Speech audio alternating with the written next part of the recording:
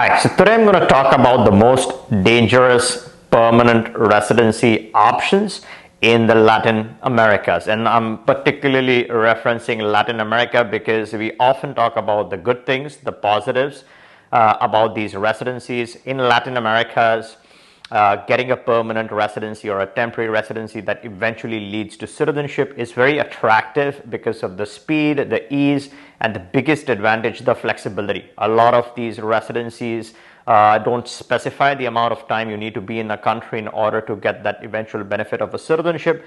The passport that you obtain from some of these countries is pretty attractive, exotic passports with a lot of strong access. Now, this makes the option pretty solid. The other big advantage with Latin Americas is that it's very close to home. So let's say you're from Canada, US, Mexico, you have a lot of access all around you. It's all surrounding your region. So it's very easy to commute back and forth. A couple of hours in most cases, you're back and forth. So with all the big advantages and the positives and all the excitement, there are some big negatives associated as well. A lot of people already know it. It's about the safety situation in some of these countries. Latin America has been historically been known for the very high murder rates. So we're going to discuss a little bit about that reality as well. So it's not fair to always talk about the positives and the good things about some of these residencies. It's also good to examine the murder rate, the safety situation, etc. So once you are taking the leap, you exactly know the reality, you know what you're getting into, you know the good things as well as some of the things that you should be taking precautions against, right? So I was looking at the murder rates, and obviously we want to deal with the current data. We are more interested in how the world is changing today. So 2022 is what we're going to reference. I was looking at this data from the World Population Review. The link is in the description for the reference in case you're interested. So I'm not going to cover every single country from this list. I'm particularly going to look at the countries that we cover. We talk about the countries that have programs for permanent temporary residency, which then leads to citizenship. So I'm going to cover those countries specifically. Now, before we jump into this all interesting topic, if you're new, my name is Jay, and here we discuss investments that lead to residencies and Plan B citizenships. So if you haven't subscribed, take a moment and subscribe to my channel so you're always up to date on the latest and greatest regarding any of the programs. All right, so in the list, which really tops them all, is El Salvador. Now, El Salvador really tried its best to come up with a citizenship program. Internally, it hit a roadblock, as most of us know. I've already covered this scenario in my previous videos. So the long story short, we yet don't have a citizenship by investment program. There's some residency option in El Salvador. A lot of people have actually moved to El Salvador because of the attractive schemes that they had launched. The Bitcoin Beach, the Bitcoin City, and all of those great projects. A lot of people actually moved there and set shop. So El Salvador has been cracking down heavily on the crime. Their president, Nayib Bukele, I really like their president. He's a very nice guy. And he implemented a lot of controls, a lot of counter action against the crime. As a result, when you take action against something, there's an equal and opposite reaction. So there's a lot of backlash. The crime is, sort of really spiked up, and that's why you're seeing some of these numbers drastically shoot up. So the crime situation, the murders per 100K, that's how it's always calculated, is the highest in case of El Salvador.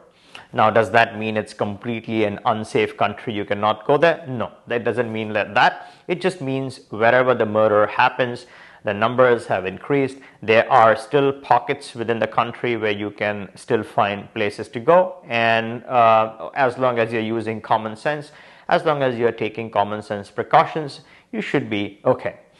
We're going to skip some of the other countries. We're going to jump straight to Belize, which happens to be on number 4 on that list, or number 5.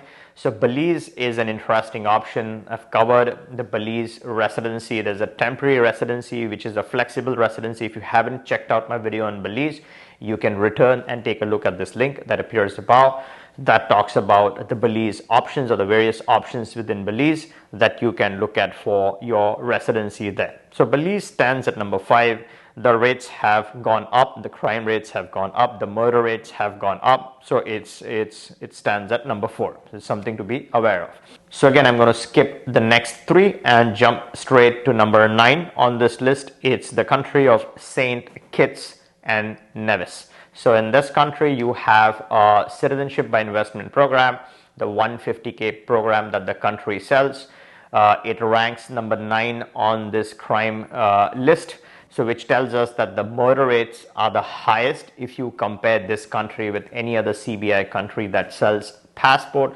So this is some important information to be aware of. In case you're headed there to physically move, you take the appropriate precautions that you need to take. At least you're aware of this stat. The next one on the list at number 13 is our favorite option of Mexico.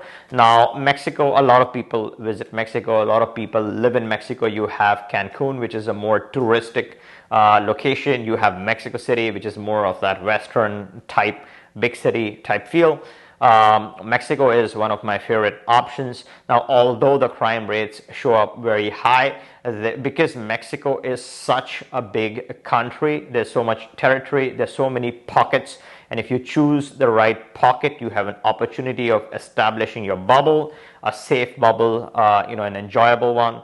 And you can also obviously work towards your residency that leads to citizenship if you are looking to make Mexico your home for future. So I think although it ranks very, very highly on the murder rate, it's on number 13. It's obviously lower as compared to some of the other countries that we just discussed. Nonetheless, I feel there are significant opportunities within Mexico, some really wonderful neighborhoods that can be quite safe, or even safer than maybe where you are located currently.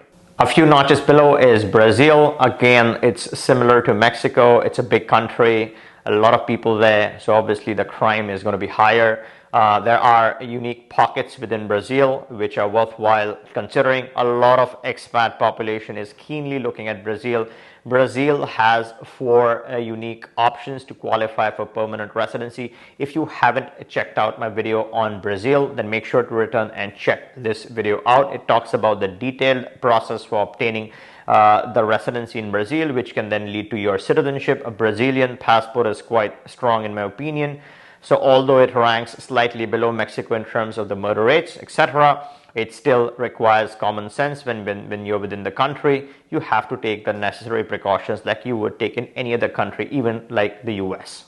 So I hope you liked this piece of information. When you're doing these residencies, I think it's very important to note the risks associated with some versus some of the other countries which historically, let's say in 2017, Guatemala was the most dangerous, or let's say in 2016, Peru was quite dangerous. Then in 2022, it's important to know what the situation is like, what are the most dangerous countries. And when I say dangerous, this is the murder rate per 100,000 people, right? This does not give you the true sense of safety and security. Usually when you do research online, when you read through community forums, TripAdvisor and those type of websites, it gives you a good sense of which areas to avoid and which areas to go to. So as long as you're using all your common sense, you should be good. But I hope this information was useful. If you liked this video, give me a thumbs up and see you in the next one.